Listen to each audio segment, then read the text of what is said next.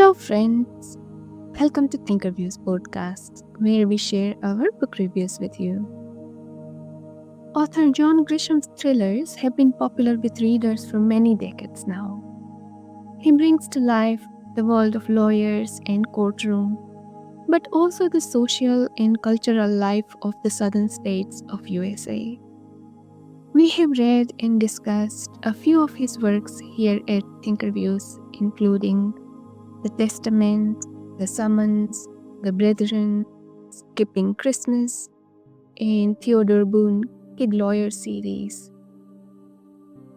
Recently, we read The Last Juror, a book set in the aftermath of a vicious crime that explores the path of justice and retribution through a young local reporter's eyes.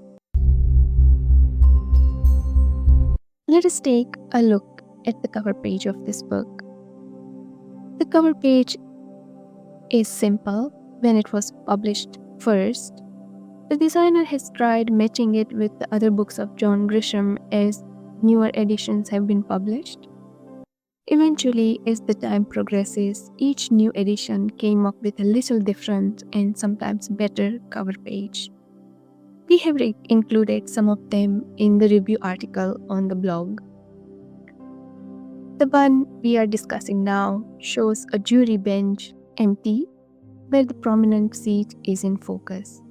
The designer is trying to emphasize on the most important person of the tale here. In the subsequent cover pages, it is represented differently. Overall, we find the cover page really faithful to the book and attractive. The storyline starts with this.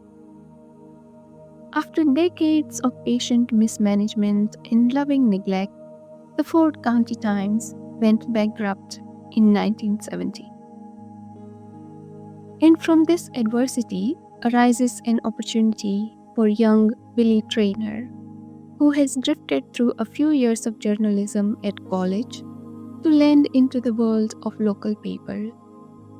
His interest in the Ford County Times becomes very serious when, through a combination of luck and timing, he becomes an owner of this local paper with subscription trailing under the 2,000 mark. With a loan from a generous grandmother, Bibi, Willie embarks on this adventure. In his own words, he is young, inexperienced, and rather reckless. Soon after he becomes in charge of the Times, the Ford County is rocked on its heels by brutal murder of Rhoda Cassellow in her own home in front of her very young children. The heinous crime was committed by Danny Paget, who belongs to a very powerful local clan who live on an island where no authorities from outer world are allowed. The Pagets have money and influence, and in spite of being known crime lords, no Paget has ever been charged. With Willie's detailed coverage and ample evidence, however, it is not looking good for Danny Paget. As we witness his trial and conviction, it all ends with him threatening the members of his jury that he will go after all of them the moment he got a chance. That chance comes almost 10 years down the line when Danny Paget is released on parole. One after another, his jurors start dying of fatal gunshot wounds. Over the same decade, Willie has purchased and built a home in Ford County, made friends, and witnessed tragic as well as comic facts of country life.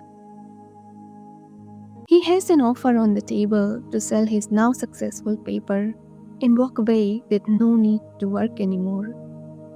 But will Danny Paget's return and the murder threats will change that?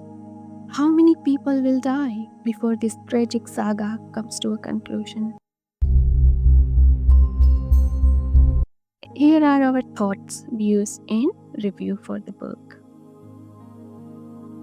First published in 2004, this book provides readers with an easygoing journey through the bygone era of 1970s. when a combination of luck and chance sees Willie Traynor finding home in the Ford County. He can hardly foresee the political, social, and legal experiences life has in store for him.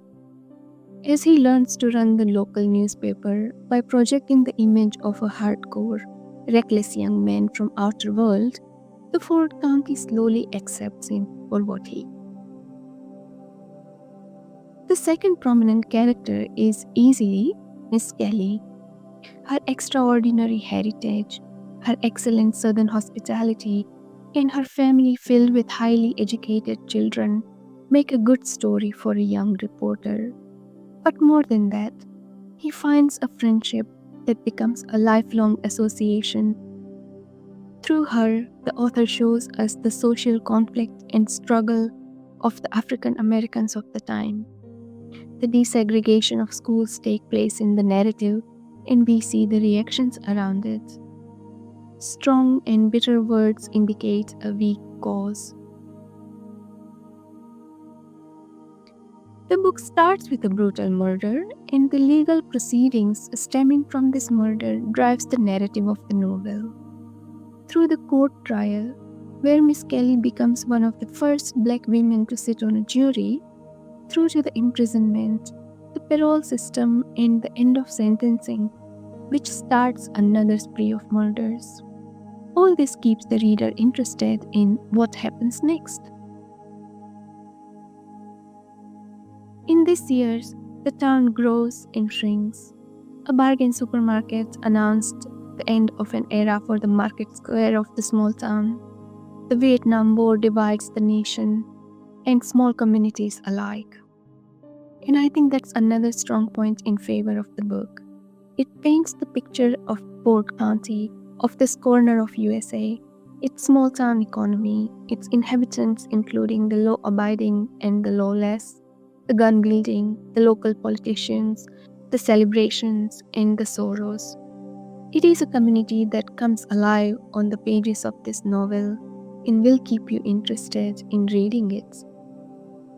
And see it all through the small local paper's lens. On controversial issues and events, letters to the editor stoked the fires and got folks upset. And they sold newspapers because that's the only place they could be printed. So, in summary, it is an entertaining thriller set in the 1970s that will take you on a journey through a bygone era as we see the legal battle for the justice play out. ThinkerViews rating for the book is at around 7.5 stars out of 10. Please let us know via comments if you enjoy reading legal thrillers and which are your favorite authors. Please subscribe to the channel if you enjoy listening to this audio experiences. And until the next time, thank you for listening.